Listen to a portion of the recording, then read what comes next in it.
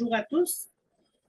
Je me présente, France Brunel. Je suis coordonnatrice scientifique experte en bioalimentaire au niveau du ministère de l'Agriculture, Pêcherie et de l'Alimentation du Québec. Puis je suis co-responsable de l'Axe 3 du RFIC sur la communauté de pratique là, avec Nathalie de Marcellis-Voirin. Alors, on est heureux de vous présenter mensuellement le premier mercredi du mois des webinaires avec des invités travaillant au niveau du conseil scientifique. On est également heureux que vous ayez pris du temps aujourd'hui pour vous connecter avec nous pour le webinaire sur le conseil scientifique au niveau municipal. Donc, on reçoit aujourd'hui M. Simon Barnabé. Donc, M. Simon Barnabé est professeur au sein du département de chimie, biochimie et physique de l'Université du Québec à Trois-Rivières. Il est co-directeur de l'Institut d'innovation en écomatériaux, écoproduits, écoénergie. Il joue un rôle clé dans la recherche et le développement d'approches durables au sein de l'UQTR. Il est également chercheur associé à l'Institut de recherche sur l'hydrogène. M. Barnabé est titulaire de la chaire de recherche municipale pour les villes durables. Il est également directeur du réseau québécois sur l'énergie intelligente. Sa démarche de chercheur de terrain se concentre sur la revitalisation des régions ressources en mutualisant les infrastructures et les expertises locales, en misant sur la diversification des produits issus de la biomasse et l'adoption de pratiques circulaires novatrices. Son équipe est reconnue pour sa capacité à favoriser la synergie justement entre le collège, l'université et le secteur privé. Elle utilise les municipalités comme vecteur d'innovation et met en avant le conseil scientifique dans les petites et moyennes villes, tant au Québec qu'à l'échelle internationale. En janvier 2023, il a été nommé le premier conseiller scientifique en chef d'une ville de taille intermédiaire au Québec et au Canada, à Victoriaville plus précisément. Donc, dans cette fonction, il collabore avec le Bureau du scientifique en chef du Québec pour accompagner les municipalités dans leur démarche d'intégration d'un conseiller scientifique en chef ou d'un conseil scientifique. Il est accompagné aujourd'hui aussi de Nicolas Fecteau. Donc, M. Fecteau est agent de recherche justement dans la chaire de recherche municipale pour les villes durables. Donc, après la présentation de M. Barnabé, il y aura une période de questions sur sa conférence. Alors, je vais vous laisser partager votre présentation, M. Barnabé, donc sur le rôle d'un conseiller scientifique en chef au sein d'une ville qui est un mouvement en pleine expansion. Bon, ben, excellent. Merci beaucoup, Madame Brunel. Bonjour à tous. Très content, Nicolas puis moi, d'être ici avec vous aujourd'hui pour vous parler, en fait, pour partager avec vous de l'expérience acquise sur le terrain et plusieurs leçons apprises en lien avec le conseil scientifique. Plusieurs d'entre vous sont que vous savez très bien c'est quoi le conseil scientifique auprès des gouvernements. Nous, on n'est pas des experts là-dedans, on l'apprend sur le terrain. Puis je pense qu'on va voir, ce qu'on va vous présenter aujourd'hui, ça va vous donner quelques. Vous devriez trouver ça intéressant. Bon, d'abord, pour commencer, attendez un peu, OK, pour commencer. Euh, Attends, bougez pas, c'est bon. Bon, je ne vous apprends rien sur à quoi ça sert vraiment le conseil scientifique, spécialement auprès des États et des gouvernements. Ça aide à ce que leurs interventions gagnent en pertinence, efficacité, légitimité, parce que c'est supporté par des connaissances scientifiques. Puis c'est surtout très pratique de ces temps-ci quand il est question d'adaptation au changement climatique, de communiquer le défi climatique, d'atteindre les fameux ODD de l'ONU, ou surtout de lutter contre la désinformation.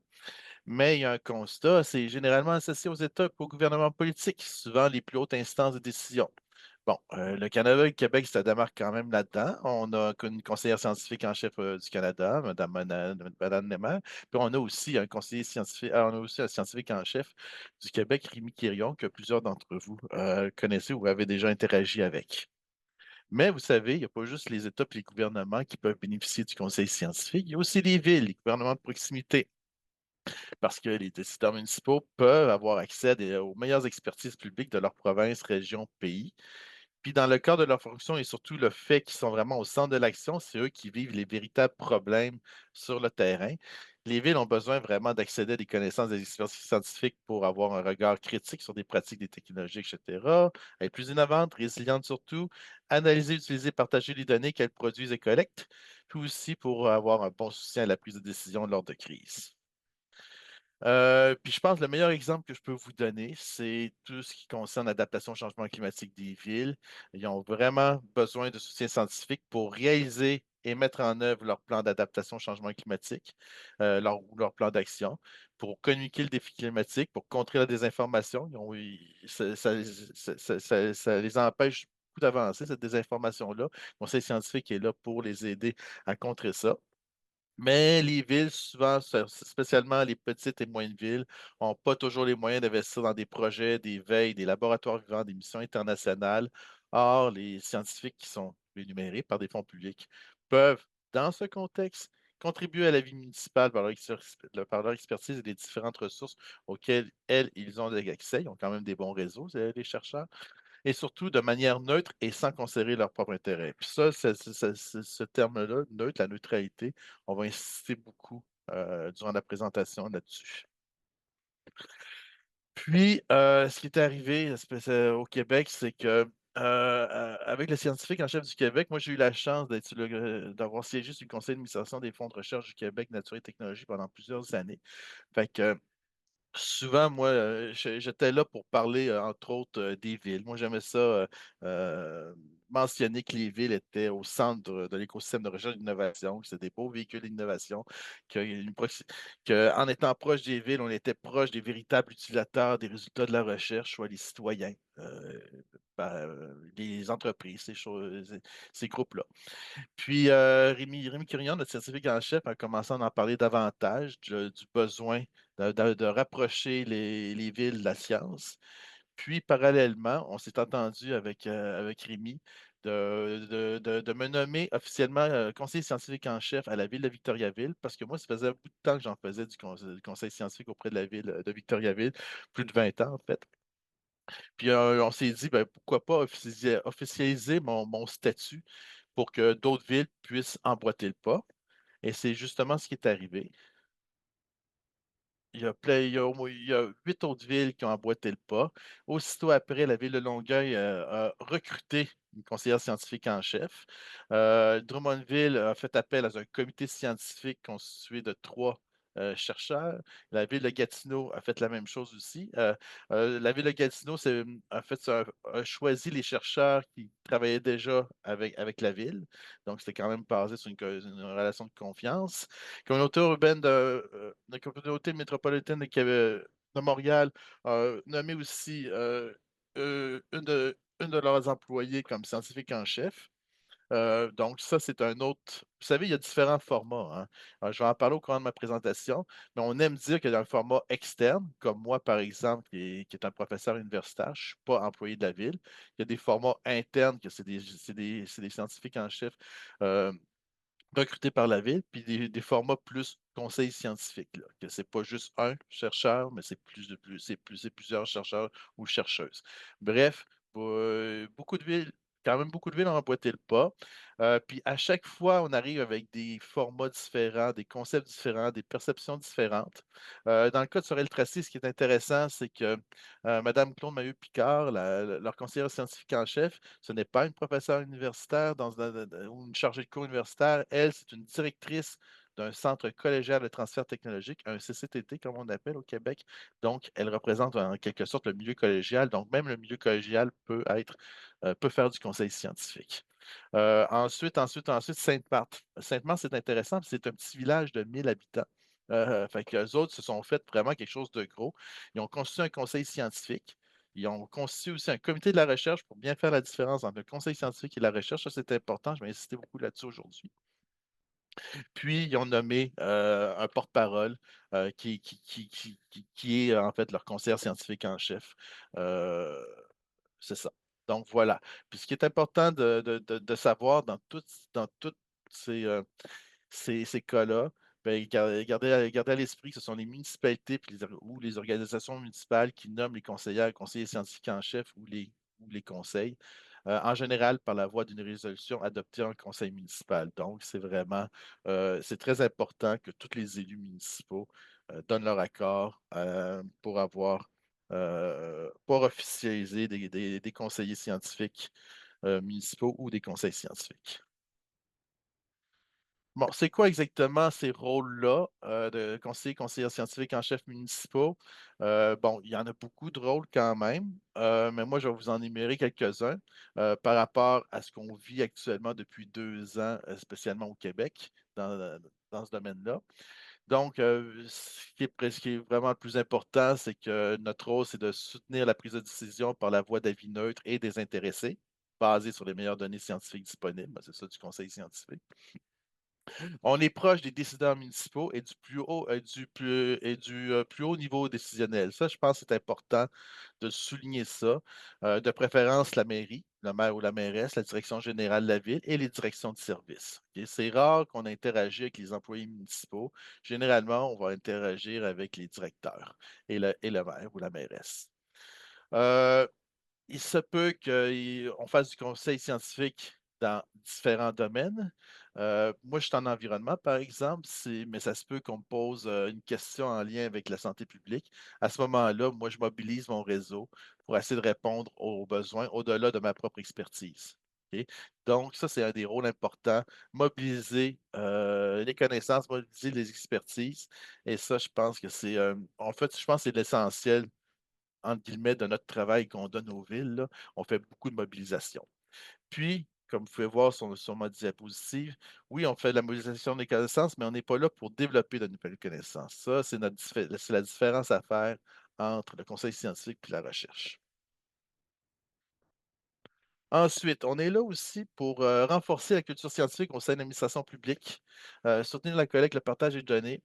Quand je dis renforcer la culture scientifique, c'est qu'on aime ça quand les directeurs de service, le directeur général ou la maire ou la mairesse aient le réflexe d'appeler les chercheurs pour parfois avoir des réponses des questions, avoir des connaissances un peu plus justes sur certains dossiers. Fait que ce réflexe-là d'interpeller la communauté scientifique, c'est un peu notre rôle à nous d'imprégner dans les villes.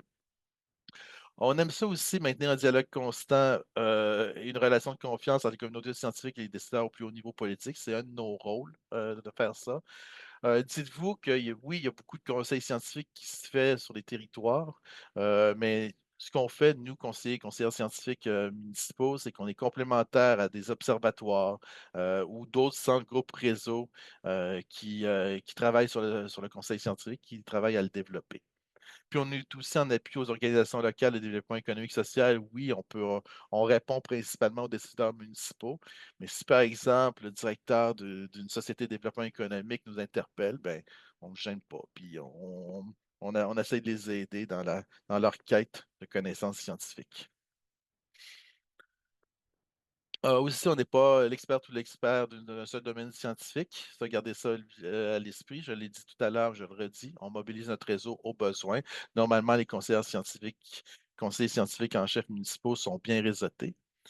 On n'est pas une personne employée dans l'administration municipale. Ben, systématiquement, une personne employée dans l'administration municipale, ça peut être le cas, ça dépendant du format choisi, mais c'est important de conserver notre indépendance et notre affiliation à un établissement d'enseignement supérieur. Euh, on n'est pas un centre d'appel pour tous les employés municipaux. Moi, j'ai entendu certains chercheurs qui avaient peur d'être, en faisant du conseil scientifique, d'être sursollicités. Pour l'instant, ça n'est pas arrivé à aucun d'entre nous, dans tous les conseillers scientifiques et conseillers scientifiques que je vous ai présentés précédemment. Puis généralement, on priorise les interventions au plus haut niveau décisionnel, puis on clarifie vraiment nos moyens de communication ensemble. Donc, ça pose généralement pas de problème. On n'est pas une firme de consultants. Il y a des gens qui disent qu'on pourrait prendre la place de firme de consultants, mais non, ce n'est pas le cas. Euh, on est bien entendu, nous ne sommes pas un instrument politique. On mobilise les connaissances scientifiques existantes et les expertises avec le devoir de fournir des données ou avis justes et impartiaux. En revanche, ce qui est important de savoir, c'est que en aucun cas, la municipalité n'est tenue d'appliquer les recommandations que le conseiller ou la conseillère scientifique en chef ou le conseiller scientifique formulera. Moi, ça m'est déjà arrivé à Ville de Victoriaville, puis ça ne m'a pas fâché, puis je ne me suis pas offusqué, puis je ne suis pas allé devant les journaux pour dire qu'ils ne m'ont pas écouté, là. Fait que, bref, ça, c'est quelque chose à considérer. On n'est pas vraiment en posture de faire de la recherche parce que l'objectif premier du conseiller ou de la conseillère scientifique en chef est de soutenir la prise de décision et mobiliser les connaissances plutôt que créer de nouvelles connaissances, bien que les deux éléments ne soient pas incompatibles. On n'est pas nécessairement des experts en communication scientifique. On me pose souvent la question si moi j'interviens auprès des citoyens. Non, je ne suis pas bon là-dedans du tout, là. C'est une science, la communication scientifique, là. Il y a des experts là-dedans. Moi, c'est vraiment pas mon expertise. Fait que moi, j'interviens principalement au niveau des décideurs municipaux. Puis aussi, on n'est pas un scientifique en résidence. On en entend de plus en plus parler de ce concept-là de placer des scientifiques, des chercheurs postdoctoraux, des chercheuses postdoctorales dans des États, des gouvernements, des ministères, etc., des villes aussi. Mais ça, ce ne sont pas des conseillers ou conseillers scientifiques en chef municipaux. Ils pourraient le devenir, ils seraient en bonne posture de le devenir, mais ce ne sont pas officiellement des conseillers et conseillers scientifiques municipaux tels qu'on les définit en ce moment. Bon, ça prend un profil quand même pour pouvoir pour pouvoir être conseiller ou conseillère scientifique municipale. On souhaite que la personne ait une attitude neutre et transparente. On pense qu'il faut que la personne ait une bonne connaissance du réseau municipal ou de la municipalité desservie. Bien entendu, il faut qu'elle maîtrise la méthode scientifique. On aime ça, notamment avec un diplôme d'un établissement d'enseignement supérieur. Puis on s'attend à ce que la personne bénéficie d'un réseau multidisciplinaire d'expertise scientifique. Euh, voilà. Puis moi, je dis souvent que c'est toujours bon d'être connu des décideurs municipaux à l'avance, OK, puis de cultiver une relation de confiance. Moi, comme par exemple, on m'a nommé scientifique en chef à la ville de Victoriaville parce que j'entretenais une relation de confiance depuis plusieurs années avec plusieurs décideurs municipaux. Fait que c'était pas vraiment basé sur une relation de confiance. Bon, on s'attend à ce qu'il y ait d'autres valeurs et principes, là, respect du processus démocratique et de la posture d'un conseiller, crédibilité scientifique, être discret, je pense que c'est quand même c'est important. On n'est pas là pour faire entre guillemets, des shows sur la place publique, là. C'est pas notre rôle. Bon, euh, parlons-en maintenant des formats du conseil scientifique municipal. Au Québec, il y a trois tendances qu'on a répertoriées. Un modèle externe, un modèle interne, puis un modèle plus conseil scientifique, avec chacun de leurs différences. Euh, le modèle externe, il est vraiment indépendant vis-à-vis de la municipalité, puis normalement, il est affilié à une organisation publique de recherche et d'innovation, une université, par exemple. Ça peut être un chargé de cours d'université, ce n'est pas nécessairement des professeurs-chercheurs. Ils ne touchent pas de salaire de la ville. C'est souvent sur demande ou à une fréquence établie. Puis c'est ça. Tandis que interne, ben là, c'est à l'emploi de la municipalité. Puis il y a une certaine indépendance vis-à-vis des établissements d'enseignement supérieur. Reçoit un salaire de l'organisme municipal, puis c'est différent en termes de disponibilité parce que c'est vraiment un travail à temps plein. Puis ce type de modèle-là reçoit des mandats, sont comme obligés de faire des choses, tandis qu'un conseiller externe, a la liberté de faire ce qu'il veut, entre guillemets. Puis le comité conseil scientifique, ben, c'est indépendant vis-à-vis de la municipalité, ça ne touche pas de salaire aussi, c'est sur demande puis fréquence établie. Bref, actuellement, c'est les trois modèles vraiment, les trois tendances. Le conseil scientifique, de tout dernièrement, c'est intéressant. Euh, au début, c'était quelques chercheurs qui formaient le conseil scientifique.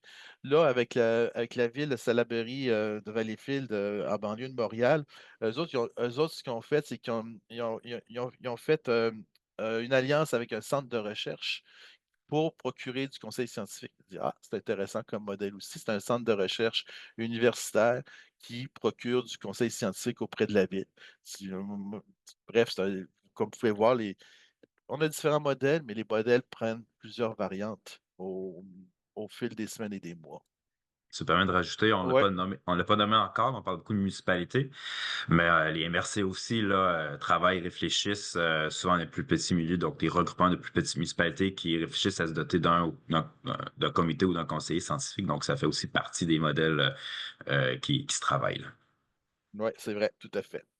Puis, tu sais, nous, on parle beaucoup du conseil scientifique auprès des petites et moyennes municipalités, mais les grandes villes ont le droit à ça aussi, là. On le voit avec Longueuil, hein, entre autres, puis la ville de Montréal. Mais c'est ça. Donc, c'est à différents niveaux, incluant les MRC. Fait que normalement, le format qu'on prend, ben, il doit garantir la capacité à fournir un conseil scientifique neutre et désintéressé. Je répète, comme vous pouvez voir, on répète souvent ces mots-là, neutre et désintéressé, dans tous les domaines et basé sur les meilleurs résultats. Puis, il y a des points communs qui émergent dans les différents formats qu'on vous a présentés. Généralement, le conseil scientifique municipal adopte une posture neutre et transparente, puis a une expertise et crédibilité scientifique reconnue par ses pairs, peut bénéficier d'outils financiers ou programmatiques pour soutenir ses activités, comme une chaire de recherche, un bureau, un laboratoire, un observatoire. Comme moi, par exemple, j'ai une chaire de recherche municipale, bon, qui fait beaucoup d'autres, qui fait pas vraiment du conseil scientifique, mais ça peut arriver que je prenne un peu de l'argent de la chaire pour me déplacer, pour représenter la ville de Victoriaville dans un événement quelconque à titre de conseiller scientifique, là. Bon. Donc, c'est ça. Donc, on peut avoir quand même quelques outils financiers pour, entre autres, payer nos déplacements. Puis, généralement, on relève d'un haut dirigeant municipal, soit la direction générale, soit la direction d'un département, soit la direction d'un bureau, etc. Ça, c'est souvent ce qu'on retrouve dans les formats répertoriés. Bon, il y a quand même des conditions d'exercice à respecter. À respecter. Enfin, on recommande plusieurs conditions d'exercice parce que les parties prenantes devraient échanger autour de plusieurs points. Je vous les énumère ici. Le statut professionnel au sein de la ville, à l'endroit de la ville, est-ce qu'on est en emploi de la ville? Est-ce qu'on est perçu comme un consultant? Est-ce qu'on est des bénévoles? Généralement, on est des bénévoles quand on est des conseillers scientifiques externes. On est en emploi de la ville quand on est des conseillers scientifiques municipaux internes. L'attachement hiérarchique, c'est important de savoir à qui on répond en premier. Est-ce qu'on répond au cabinet de la mairie, au conseil municipal, à la direction générale, etc. Comme moi, je réponds en premier à la direction générale de la ville de Victoriaville. La durée de la nomination, dans certains cas, c'est important. C'est pas dans certains cas, c'est important quand même d'avoir une certaine durée. Nous, on recommande aux villes de commencer avec 1 an puis après ça, de renouveler la nomination dans les années après. Puis si la personne touche une rémunération, ben, c'est important de bien connaître les conditions qui y sont associées, de bien établir les conditions.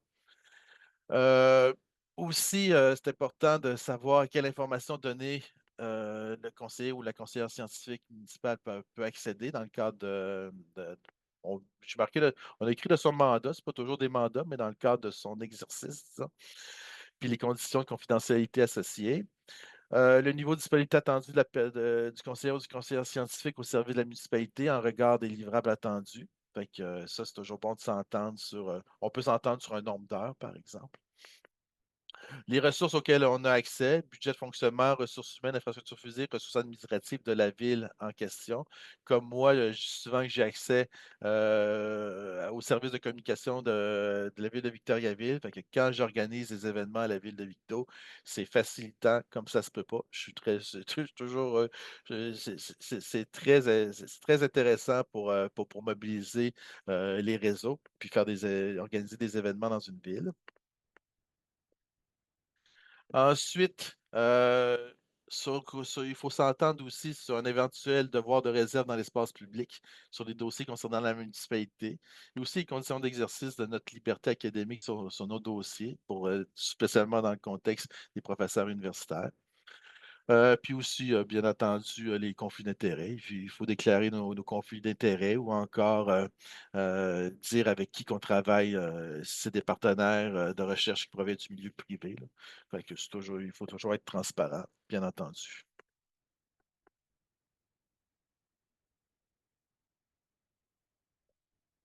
d'un peu.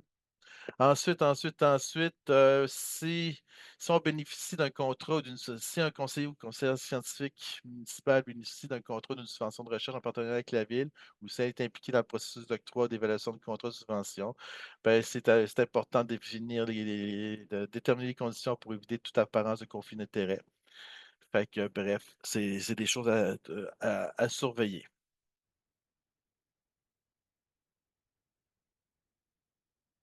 Bon,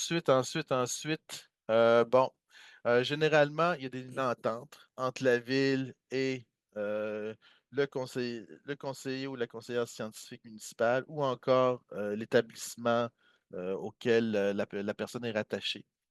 Fait que les ententes sont variables selon le format choisi, les attentes, etc. Puis bon, les conditions d'exercice que je vous ai présentées précédemment, généralement, on en parle dans ces ententes-là.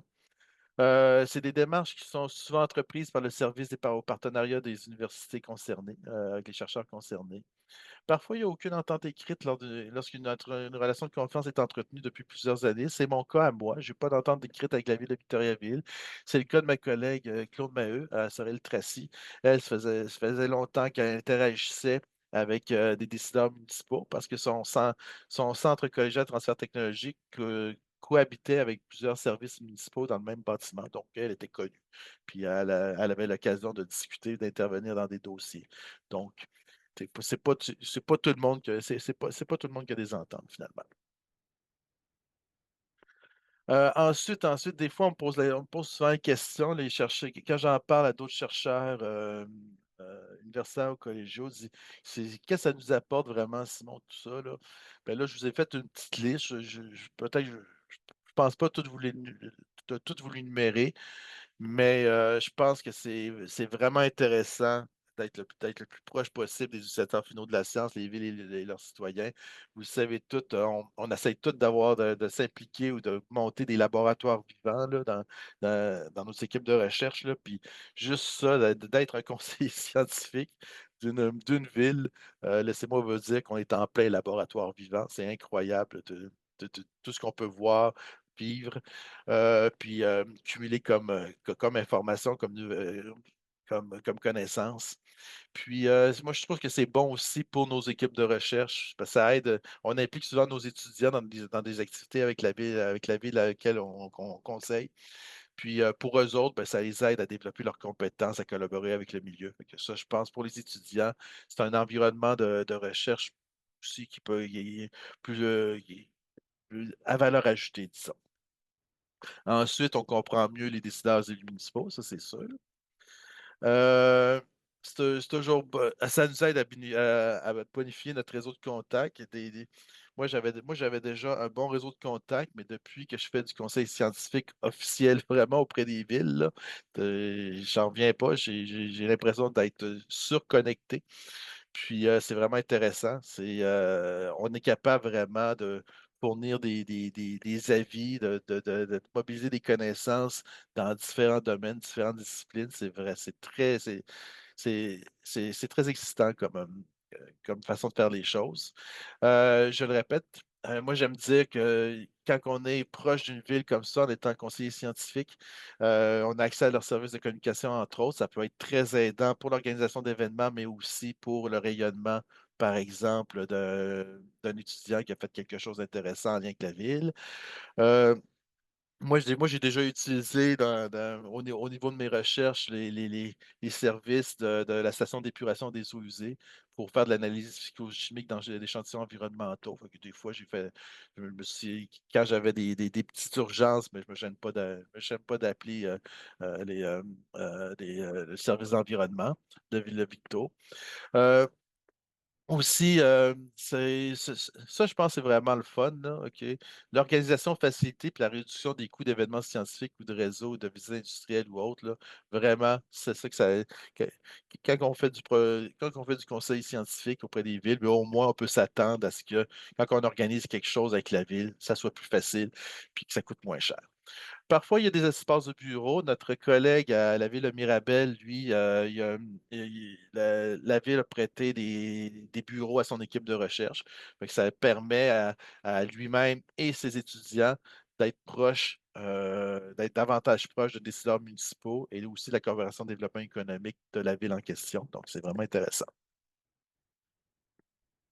Bon, fait que ça, là, là, c'est plusieurs généralités que je vous ai présentées, mais là, on va aller dans le concret, là, c'est-à-dire ce que moi, je vis à Victoriaville à titre de conseiller scientifique en chef. Mes rôles précis, un peu l'historique, pourquoi je suis devenu ça. En fait, je vais commencer par ça. C'est que quand j'ai fait mes études de maîtrise puis de doctorat au début des années 2000, moi, il fallait que j'aille échantillonner des eaux usées dans dans les stations d'épuration d'eau usée de plusieurs villes au Québec. Puis c'était à Victoriaville que j'avais le plus de plaisir à échantillonner des eaux usées. Puis à un moment donné, j'étais comme un client régulier, entre guillemets, parce que j'y allais souvent. Puis à un moment donné, je me suis fait intercepter par le directeur du service de l'environnement. Il dit: Hey Simon, tu peux-tu me donner ton avis sur cette technologie-là? Moi, je lui dis, ben, je suis pas bon là-dedans. Pourquoi? Moi, je suis juste un étudiant. Il dit, ouais, mais Simon, toi, tu es neutre. Ah, ouais, ah, OK. Là, je n'avais pas réalisé ça. Fait que je dis, ah, ben oui, je ne suis pas un représentant d'entreprise qui essaye de vendre une technologie, là.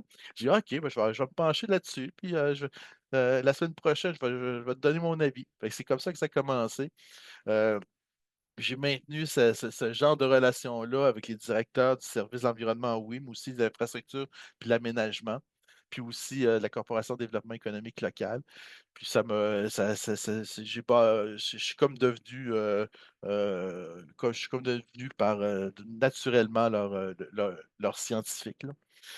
Fait que c'est ça. Donc, puis on s'est dit, comme je vous ai dit au tout début de la présentation, avec le scientifique en chef du Québec, Rémi Quirion, on voulait implanter davantage ce concept-là, le conseil scientifique auprès des villes ici au Québec et peut-être ailleurs dans le monde. Fait qu'on s'est dit, ben, on va me nommer officiellement conseiller scientifique en chef. Puis voilà. Donc, c'est une nomination qui s'est faite sans entente, qui était basée sur une relation de confiance. Puis vraiment, moi, j'avais comme but de donner des avis scientifiques aux élus municipaux, au maire, au directeur général, au directeur des services, puis à la directrice du Bureau de développement durable. Moi, j'ai pas étrangement, avant que je devienne conseiller scientifique, je parlais beaucoup aux élus municipaux, mais là, j'ai pas eu beaucoup j'ai très peu été interpellé par eux. Je suis régulièrement interpellé par le maire puis la direction générale et les directions des services. J'ai toujours relevé la direction générale, donc du directeur général de la ville de Victo. Puis, je suis connecté maintenant au Bureau de développement durable, ce qu'on a fait. Moi, j'ai participé on a fait du ménage, entre guillemets, au niveau de la gouvernance en développement durable à la ville de Victoriaville. Puis, on a créé le bureau DD. Puis, on a dit, Simon, toi, que j'allais, entre guillemets, être le scientifique rattaché au bureau DD. Donc, maintenant, je suis connecté au bureau de développement durable de la ville de Victoriaville. Je vous le dis, depuis que je suis officiellement conseiller scientifique en chef, je pense que la majorité du temps que je passe là-dessus, c'est pour mobiliser des expertises. C'est vraiment ça. C'est que j'amène des chercheurs de différents réseaux à Victoriaville pour qu'ils viennent s'exprimer, viennent donner leur avis sur certains enjeux ou problématiques de la ville.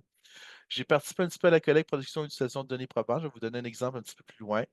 Aussi, ça m'arrive de les aider à anticiper des événements futurs pour une meilleure réponse et résilience. Je vais donner quelques exemples un peu plus loin aussi. Mais je pense qu'un de mes rôles, c'est surtout d'imprégner la culture scientifique aux citoyens, entreprises locales, puis tout ça. Euh, à un moment donné, on m'avait demandé entre guillemets, d'ouvrir à la recherche, à l'innovation une entreprise locale. Puis je l'ai fait, puis ça a porté fruit. Je vais vous montrer un exemple un peu plus loin. Euh, ça donne que une ville comme Victoriaville, une ville de taille intermédiaire, c'est pas facile de s'internationaliser. Fait que moi, je les accompagne dans leur démarche d'internationalisation en agrémentant, entre guillemets, leur mission internationale. Puis aussi, je les aide dans l'appropriation de leurs ODD. Puis, je les aide aussi à tirer et retenir des cerveaux sur le territoire. Je vais vous donner des exemples. Puis, ce que j'ai remarqué, euh, en devenant un conseiller scientifique en chef de Victoriaville, je suis comme devenu un agent d'interface avec les autres villes. Plus que jamais, je communique les bonnes pratiques de la ville de Victoriaville à d'autres villes et vice-versa.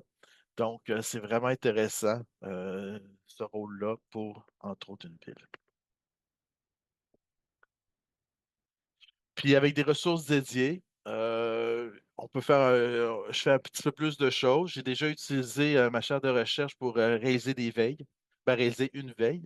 Euh, on travaille aussi à rédiger des articles de journaux, mais pas nécessairement des journaux scientifiques. Moi, j'aurais jamais cru dans ma vie ben, Nicolas puis moi, on n'aurait jamais pensé publier un article dans le journal de l'Association des ingénieurs municipaux du Québec. OK? Ou encore dans le journal de l'Association des directeurs généraux municipaux du Québec. Moi, je suis microbiologiste de profession. Je vois, j'ai, j'ai un article de journal dans ce type de journal-là. Dis, waouh, je n'aurais jamais pensé ça. On fait beaucoup de représentativité quand même dans divers événements et panels.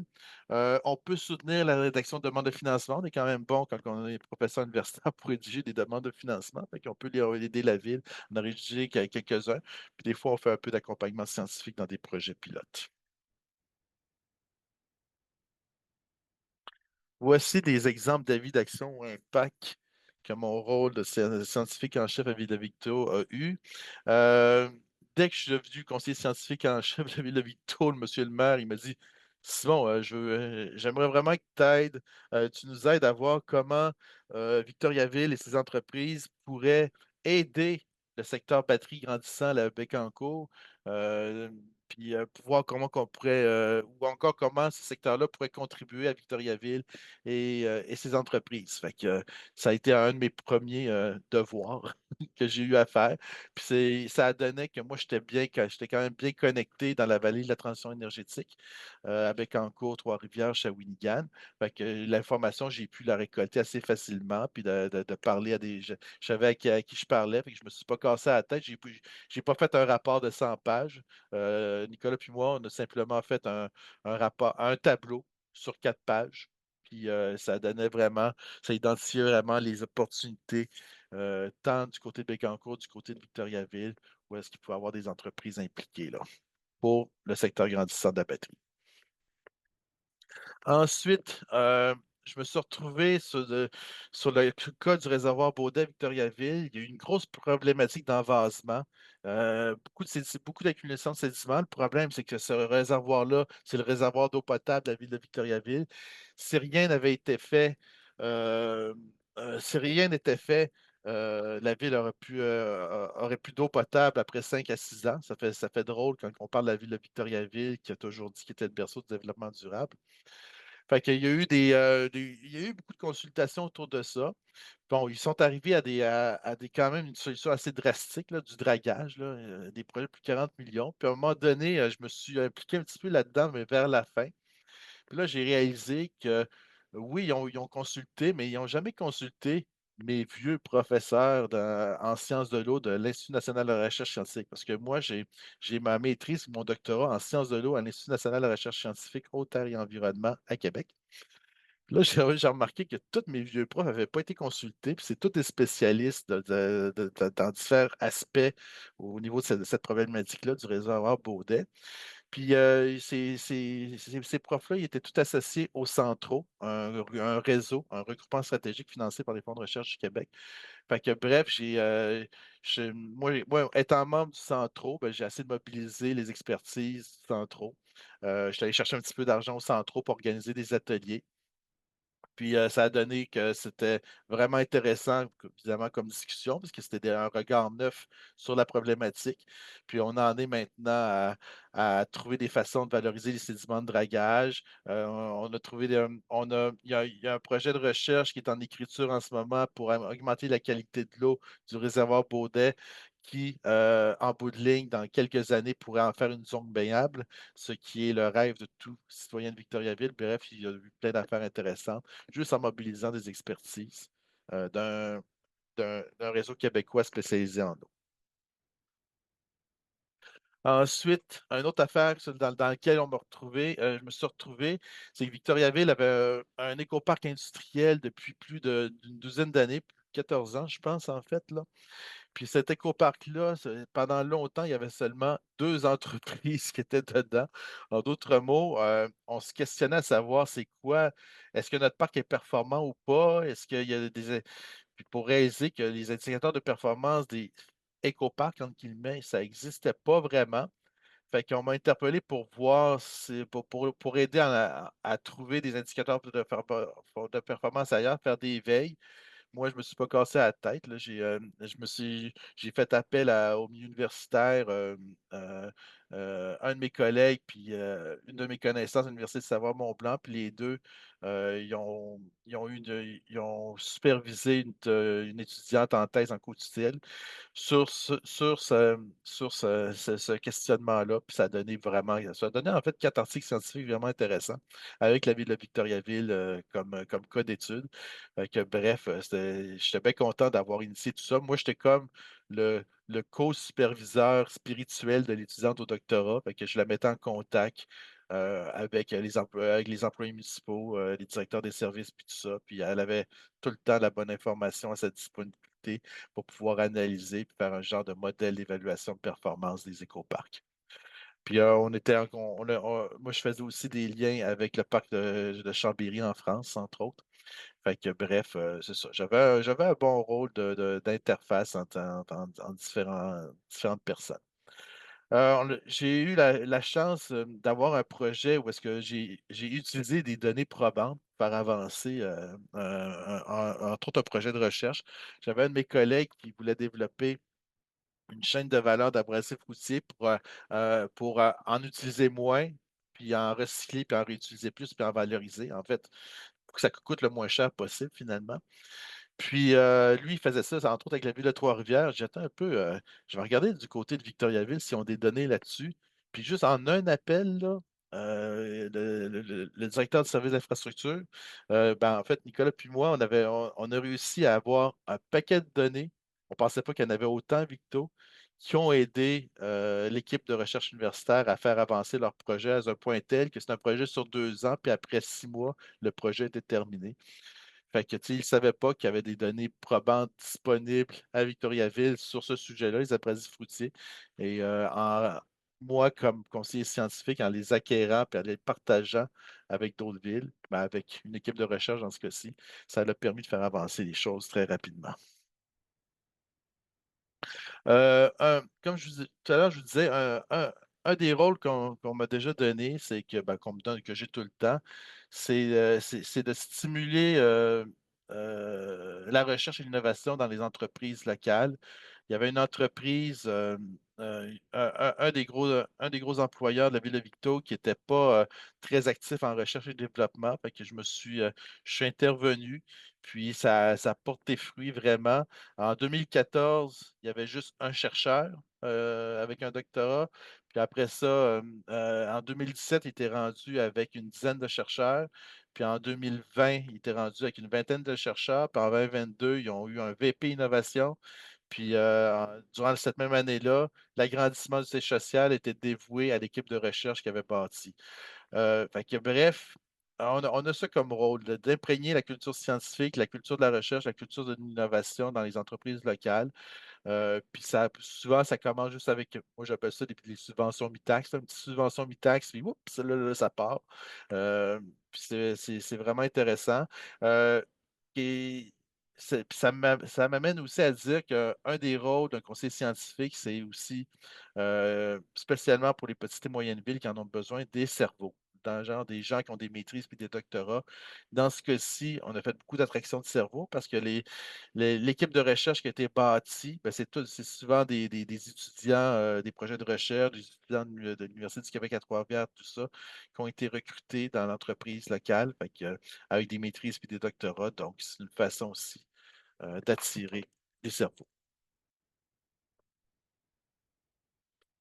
Là, j'ai presque fini, rassurez-vous.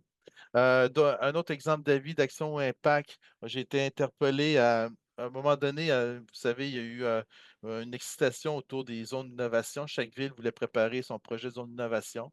Ben, moi, j'ai été interpellé là-dessus pendant la première année. Je me rappelle, j'étais comme le porte-parole de la direction générale et de la mairie au sein du comité voyons, du comité qui pilotait le projet de zone d'innovation. Puis à un moment donné, ça a avancé beaucoup. Puis j'ai utilisé tout mon réseau pour pouvoir les aider à bien conceptualiser le projet de zone d'innovation autour de l'économie circulaire. Fait que Nicolas puis moi, on a travaillé beaucoup là-dessus, que ça a été un de nos rôles. Puis enfin, voilà, fait que je vous ai montré des exemples en lien avec ce que je fais à Victoriaville. Là, je vais terminer avec où est-ce qu'on en est maintenant, les avancées en conseil scientifique auprès des villes. Une bonne nouvelle, on a créé l'année passée une table des conseillers et conseillers scientifiques en chef municipaux qui relève du bureau du scientifique en chef du Québec en ce moment. Puis là, on a plusieurs membres conseillers scientifiques municipales. On a 9 villes impliquées. C'est vraiment une comité de pratique pour discuter des défis, obstacles et enjeux du conseil scientifique auprès des villes, mais aussi une façon d'échanger les bonnes pratiques et les expériences acquises, leçons apprises entre les villes membres de cette table-là. Donc, c'est vraiment une nouvelle interface de communication entre villes et scientifiques. Puis on a justement monté un document avec le Bureau du scientifique en chef du Québec, notre ami Julie Werner, merci beaucoup. Elle nous aide beaucoup dans tout ça. Euh, vous avez ici un beau document qui est disponible sur le site du Bureau du scientifique en chef du Québec. La très grande majorité des textes que je vous ai présentés à l'écran, je les ai tirés de ce document-là. Donc, voilà, fait que je vous invite à le consulter. Puis, quelque chose qu'on n'a pas dit, mais qui est juste au début de ce document-là, c'est que justement, Nicolas Fecteau et moi, on aide le Bureau du scientifique en chef du Québec à aider les villes à s'adjoindre de conseillers scientifiques, de conseillères scientifiques en chef municipaux ou de conseillers scientifiques. Puis, on les aide dans les démarches. On propose les étapes suivantes aux villes pour pouvoir s'adjoindre d'un conseiller ou conseiller scientifique en chef. Puis Nicolas puis moi, ben, on aide aux premières étapes. Puis quand on est rendu à l'étape de l'entente, ben ça, nous, on s'en mêle pas. On laisse ça entre l'université ou le cégep et la ville. Par contre, on aime ça participer aux annonces publiques parce qu'on veut encourager ça le plus possible. Puis on aime se faire de nouveaux amis. Fait que voilà, puis dans toute cette aventure-là, c'est important de voir. Moi, je me rappelle, je pensais pas qu'il y avait autant de monde, autant de chercheurs qui travaillaient sur le conseil scientifique. Je pensais même pas que c'était, je me rappelle, je pensais pas, même pas que c'était une discipline scientifique en plus, tu sais. Fait que là, j'ai découvert plein de monde intéressant, dont le Réseau francophone international Conseil scientifique, bien entendu, puis il y a un paquet d'autres groupes. Puis clairement, ce qu'on fait, nous, les conseillers et conseillères scientifiques municipaux ou les conseils scientifiques, on est vraiment complémentaires à vous tous. Puis vous devez nous voir comme étant des contributeurs aux avancées du conseil scientifique auprès des gouvernements, pas juste des villes, mais aussi des États et gouvernements politiques. Bref, on est tous là pour s'entraider puis de rapprocher le plus possible la science des décideurs. On essaye de travailler sur des formations pour aider, pour peut-être pour aider à former les futurs conseillers scientifiques municipaux ou encore à développer des compétences chez les étudiants à collaborer avec le milieu municipal. L'INRS, il y a 2 ans ou l'année passée, il y a 2 ans, avait entre autres proposé ça dans son potentiel futur centre de recherche pour les réalités durables. Donc, c'est quelque chose qui est en cours. Fait que si dans votre réseau ou vous-même, vous aviez fait ça, des cours là-dessus, des formations là-dessus, ou quoi que ce soit, vous êtes intéressé par ça, s'il vous plaît, communiquez avec nous. On aimerait ça avancer davantage là-dessus. Alors, on est aussi à l'international. Je ne veux pas beaucoup donner d'exemples à l'international, mais moi, pendant un bout de temps, j'ai souvent organisé des écoles d'été à Chamonix, en France. Puis les élus municipaux, j'en connaissais quelques-uns. Puis à un moment donné, je me suis aperçu qu'ils essayaient d'implanter un conseil scientifique avec des chercheurs pour contrer la désinformation en lien avec les changements climatiques. Puis j'ai trouvé ça vraiment intéressant. Tu sais. Je veux dire, en d'autres mots, ce que je veux dire, c'est qu'on n'est pas les seuls à faire ça non plus, là. Puis qu'il y a beaucoup d'autres initiatives à travers le monde. Fait que si vous êtes au courant de certaines de ces initiatives-là, s'il vous plaît, faites-nous en part. On a de plus en on côtoie, on rencontre de plus en plus de chercheurs, d'étudiants ou des postdocs qui veulent travailler là-dessus. Fait que c'est toutes des affaires, c'est toutes des informations intéressantes qu'on peut leur transmettre. Puis c'est toujours bon de faire des suivis, voir si on peut les aider les autres villes internationales à adopter des conseils scientifiques, des conseillers scientifiques en chef. Je vais finir là-dessus. Euh, tu sais, si Rémi Quéon s'intéresse au conseil scientifique, il y a une bonne raison pour ça, c'est qu'il préside le réseau international sur le conseil scientifique auprès des gouvernements, le INSA, International Network for Governmental Science Advisors. Puis il veut vraiment, via ce réseau-là, amener le conseil scientifique auprès des villes. Je l'aide à développer la branche Amérique du Nord, puis qui est vraiment focalisée là-dessus, sur le gouvernement, sur le conseil scientifique auprès des villes. Puis on rencontre des groupes intéressants. Aux États-Unis, on a rencontré dernièrement avec Julie, en fait, c'est Julie qui a fait les premiers contacts, Julie Werner du bureau scientifique en chef, avec MetroLab, une genre d'organisation qui favorise les relations ville-université. Puis eux autres, ils encouragent un organisme bibliocratif, le COPASTEP, qui est associé à l'Université de Pennsylvanie. Cette organisation-là place des scientifiques un peu partout, dans les États, les gouvernements, les villes. Ça, on trouvait ça intéressant. Fait que, tu sais, rapprocher les scientifiques de l'appareil municipal et l'appareil gouvernemental, ben, c'est toujours bon avec les scientifiques en résidence. On le fait au Québec, mais eux autres, il y avait vraiment une façon, il y avait vraiment une organisation à but non lucratif dédiée à ça. Fait que ça, on a trouvé toujours ça intéressant. Fait que voilà, on a commencé à avoir un bel album de famille maintenant. C'est tous des amis, fait qu'on est plusieurs conseillers scientifiques municipaux qui croient vraiment aux besoins de rapprocher la science des villes. Puis les villes, comme on le répète, sont au cœur de l'action, fait qu'ils ont vraiment besoin de nous, les chercheurs universitaires ou collégiaux, pour les aider. Fait que voilà, je termine là-dessus. Merci beaucoup tout le monde. Merci, Puis M. je suis Barboulet. disponible pour les questions. On peut prendre quelques questions. Vous allez avoir accès pour les poser là, soit avec vos micros qui vont être réactivés en levant la main, ou sinon, je vais aller voir dans le chat aussi là, pour les questions là, qui peuvent être déjà inscrites. Est-ce que, en attendant, je vais regarder, voir si quelqu'un lève la main, est-ce que vous pourriez nous dire c'est quoi les principaux défis auquel fait face un conseiller scientifique municipal dans ses fonctions, peut-être? Bon, c'est beaucoup du cas par cas.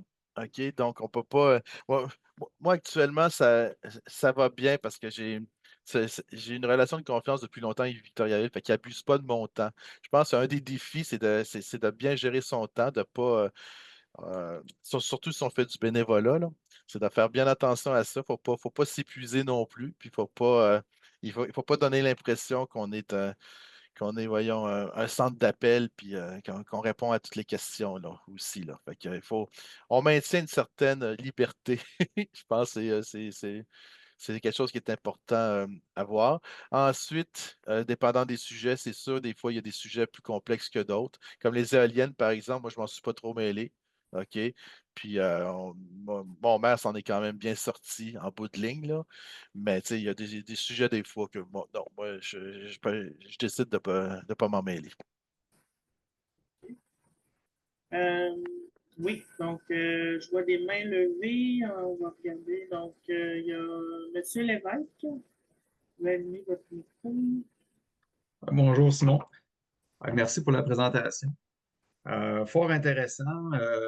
Je termine mes études de doctorat, puis le conseil scientifique m'appelle depuis la dernière année, comme j'évolue beaucoup dans le contexte des laboratoires vivants que tu as mentionné, puis leur évaluation aussi, comment on évalue ces opérations-là. Peut-être quatre questions en rafale, si c'est possible.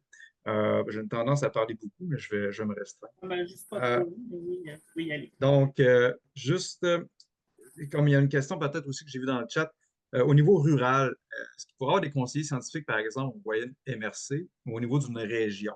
Donc, est-ce que ça pourrait être possible? Ça, c'est une première des points. Deuxième point, tu parlais beaucoup de financement bénévole. Euh, y a-t-il une estimation du temps, par exemple, qui pourrait être fournie? Parce que, exemple, là, quand c'est à l'interne, oui, il y a une certaine dépendance, là. Donc, il y a quand même, je pense, un défi là, mais un pourcentage de temps d'investissement. Puis, je conclurai sur la troisième. Euh, Tu mentionnais beaucoup l'idée de la renégociation, tu sais, de bien établir les règles, les principes, les valeurs, un peu le contrat de fonctionnement. Comme tu évolues dans une renégociation, euh, une relation de confiance sans contrat ou établissement, cette relation-là, est-ce qu'elle doit être renégociée, exemple, après un certain moment? Parce que le temps évolue, les enjeux évoluent, puis à un moment donné, il faut peut-être rappeler ou ramener donc, à quelle fréquence? Ça terminerait mes questions. Le reste, je pourrais vous contacter éventuellement. Oui, oui, on peut faire du conseil scientifique au niveau d'une région même. Moi-même, je l'ai fait dans la Basse-Côte-Nord du Québec. J'ai été pendant quelques années le scientifique en chef de Rivière-Saint-Paul et de tous les petits villages là-bas. Moi, j'amenais des CTT, j'amenais des chercheurs universitaires dans des sommets sur la biomasse. Puis on essaie de trouver des façons de pas juste faire de la recherche, mais aussi de revitaliser l'économie locale. Bref, oui, puis on encourage ça. J'espère qu'il va en avoir. Il va en avoir. En termes de pourcentage de temps, moi, j'aime dire que je mets mon service à la collectivité là-dedans. Donc, je suis un professeur universitaire. J'ai comme tâche l'enseignement, de la recherche, direction pédagogique, service à la collectivité. Moi, je dis que je mets 25% service à la collectivité, puis que la majorité de ce service à collectivité-là, je ne fais pas juste corriger des thèses, là, je fais aussi du conseil scientifique auprès des villes. Fait que tu peux voir ça comme 15 à 20% de mon temps. Puis n'oublie pas, je suis quand même aidé. Moi j'ai la chance d'être aidé par un professionnel de recherche. Lui aussi m'aide dans le conseil scientifique, là. Fait que je ne suis pas tout seul dans cette aventure-là, là. Ensuite, on n'a pas parlé de renégocier mon statut, mais c'est sûr qu'à un moment donné, il faudrait du 109. Ça serait pas mauvais d'avoir un nouveau conseiller scientifique en chef. Fait que moi, on suit ça de près. Il y a de plus en plus de chercheurs qui s'intéressent à la ville de Victo. Il y en a qui sont actifs dans la ville de Victo. Fait qu'on regarde ça de près, nous autres, Nicolas puis moi. Puis à un moment donné, ça se peut que je cède ma place à quelqu'un. J'ai- Bon, J'aimerais juste rajouter à la question de Jean-François par rapport à l'aspect rural. On accompagne quelques municipalités dans le milieu rural, puis c'est ça, c'est intéressant la publication de Sainte-Marthe sur le fait qu'ils sont adjoints dans le comité scientifique, c'est en disant ben il n'y a pas juste les métropoles qui peuvent avoir du conseil scientifique, mais on a des très petites municipalités qui s'y intéressent. C'est sûr que la réalité est différente, mais également les MRC. Donc dans les modèles qui sont présentés, il y a aussi les MRC qui s'intéressent. Puis finalement, on se rend compte que tu sais, c'est des recommandations, tout ce qui sont présentés, puis il n'y a rien de figé. Puis encore une fois, quand on voit une nouvelle municipalité qui s'annonce, à chaque fois, ils ont été créatifs dans le modèle qu'ils ont mis en place, là. Fait qu'il n'y a pas vraiment de limite en soi, là. merci. Dans les mains levées, Nathalie. Bonjour Simon, merci beaucoup en La tout cas seule pour. Nathalie. Est-ce que vous m'entendez bien? Ah oui, Ouais. oui, bonjour. Moi, j'avais deux petites questions pour toi. La première, en fait, justement, ton statut qui est par rapport comme tu es professeur, tu as beaucoup d'étudiants. Est-ce que tu les intègres dans les projets? Est-ce que ce lien, tu sais, soit tu le vois comme une partie de ta tâche que tu as rajouté, mais est-ce que du coup, tu sais, tu suscites ça? Parce que de plus en plus, tu sais, on veut le faire dans ce sens-là. Donc, moi, j'avais une question par rapport aux étudiants en général.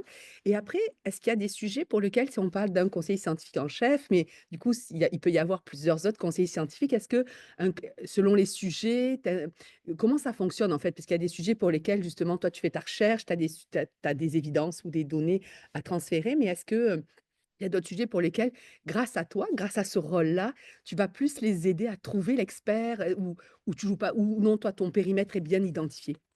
OK. D'abord, moi, je suis reconnu pour avoir des étudiants en maîtrise qui finissent après 3 ans et des étudiants en doctorat qui finissent en 4 à 5 ans. Pourquoi? Parce que je leur donne plein de projets secondaires.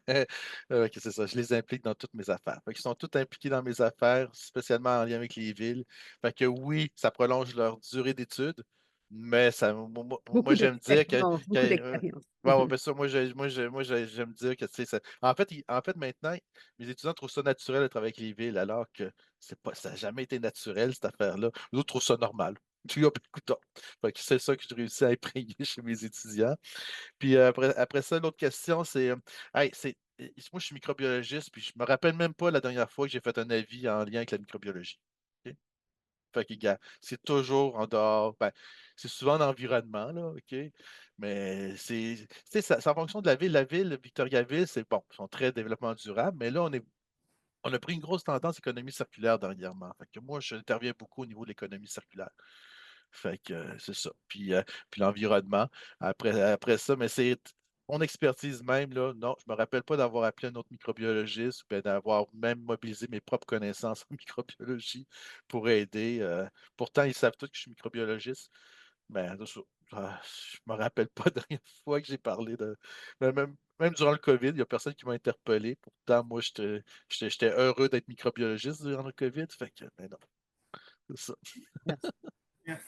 Alors, on a aussi, dans le chat, il y avait une question qui voulait un petit peu plus de détails. Tout à l'heure, je vous ai posé des questions sur les défis auxquels vous faisiez face, Ouais, là, mais j'en ai pensé un, tu sais, il y a toujours un petit peu de politique.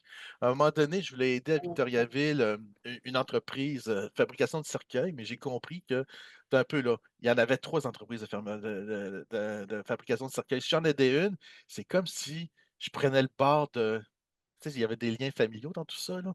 C'est comme si je prenais le bord de quelqu'un. Fait que, non, des fois, les liens familiaux, il faut faire bien attention. Dans les petites et moyennes villes, il y en a. Il faut surveiller ça. Puis, il faut, tu sais, n'oubliez pas, il faut être le plus neutre possible. Il faut maintenir la neutralité. Peut-être que c'est ça le défi le plus important. C'est de maintenir c'est d'être le plus neutre possible. Puis, pas prendre de parti, là. c'est ça, vous avez parlé de la neutralité, des défis, mais la personne nous demande aussi, est-ce qu'il y a un certain seuil de tolérance à avoir si jamais les décisions prises ne sont pas dans le même sens que ce que vous avez. Je pense que oui, c'est sûr et certain. C'est sûr et certain. J'ai parlé de ça avec d'autres collègues. J'ai des collègues qui ne pourraient pas tolérer ça. Mais moi, ça ne me dérange pas trop. OK? J'en fais pas tout un plat. À un moment donné, je leur ai dit, j'ai trouvé un groupe qui faisait un groupe de CCTT avec un ou deux chercheurs universitaires qui imprimaient des maisons 3D sur le terrain. OK? Une grosse imprimante 3D pour faire des maisons 3D là, en 48 heures. Là. Je dis, waouh, on va emmener un projet comme ça, Victo. Puis ça n'a pas passé du tout parce que les maisons étaient faites en béton. Fait que Victo ne veut plus rien savoir du béton. Puis en plus, la maison était unifamiliale. Ben, maintenant, les villes, là, c'est la densification, ils ne veulent plus de maisons unifamiliales. Fait que ça n'a vraiment pas passé. J'étais déçu un peu, mais je n'ai pas pleuré, puis je ne suis pas mort. Là. Fait que j'ai accepté, j'ai accepté les Il y a raisons. quand même un seuil de tolérance, effectivement, C'est dans ça. tout conseil scientifique. Ouais, c'est ça. Vos conseils, vous avez parlé des exemples tout à l'heure, mais est-ce que vous avez des formats particuliers pour donner vos conseils? Vous avez parlé d'un tableau tout à l'heure, mais faites-vous des notes Ah, mais moi, je veux dire des d'être le plus simple films, possible faites-vous des verbalement. Ouais, moi, je pensais diapositives? verbalement. Si vous pouvez donner l'avis verbalement, faites-le. Puis ensuite, vous envoyez tout simplement un courriel avec des articles pertinents. Des articles que vous savez qui sont crédibles scientifiquement, là. Puis c'est grosso modo ça. Puis je pense pas que ce soit nécessaire de faire des rapports. Les tableaux, moi, je trouve ça plus simple, là. Puis c'est ça. On n'a pas vraiment fait de rapport exactement, que là, puis moi. On a fait, on a fait quelques veilles, là, mais c'est surtout les étudiants qui font ça. On donne ça aux étudiants pour les veilles, pour voir ce qui se fait, ce qui se fait ailleurs, là. Mhm. Je- J'aimerais peut-être juste rajouter un point, si on a encore le temps, sur l'aspect là, de s'insurger ou le seuil de tolérance en fonction des avis donnés. Ben, on se rendait compte justement un dossier, un élément, ben, c'était pas Victoriaville, c'était une municipalité, parlait il y avait un enjeu sur les éoliennes, ils voulaient chercher une expertise en éoliennes. Et font la question inévitable, c'est est-ce que c'est le bon véhicule scientifique pour venir parler des éoliennes à la population? Évidemment que non, parce que il y avait quand même un parti pris par l'objet de recherche, par même si son reste objectif est neutre, il y a quand même une fois d'éléments d'émotions qui embarquent pour défendre des sujets, défendre des valeurs, des principes.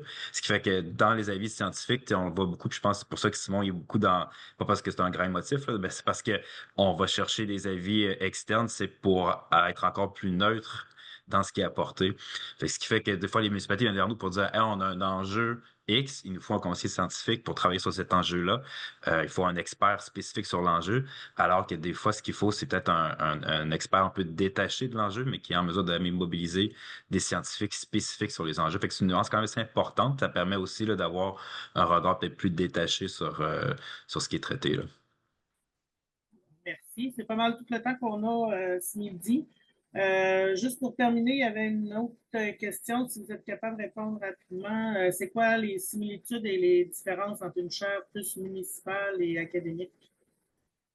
Une chaire de recherche Chaire municipale et académique. municipale et celle Ah, OK. La chaire académique. de recherche municipale, le concept, c'est que la programmation scientifique est ajustée. Le but et les objectifs de la programmation scientifique sert à réaliser le plan d'action de la ville. C'est vraiment ça. OK. Fait que, c'est basé sur la ville de Victoriaville avait un plan d'action 17-27. Puis la programmation scientifique, moi, je faisais des petites choses pour pouvoir aider à réaliser certains des objectifs qu'il y avait au niveau, entre autres au niveau du développement durable, là. Genre avoir une vitrine technologique en développement durable, ben là, c'était la chaire qui s'occupait de ça, là. Parfait. Ben, je vous remercie beaucoup de votre participation aujourd'hui. Puis, c'était très intéressant. J'espère que j'ai quelques commentaires dans le chat là, que vous pourrez voir comme quoi que les gens pouvaient Ben, s'intéresser. on demeure à votre disposition pour répondre aux questions. Nicolas Fecteau puis moi. Parfait. Merci beaucoup. Merci Merci à beaucoup. tout le monde de Et s'être connecté.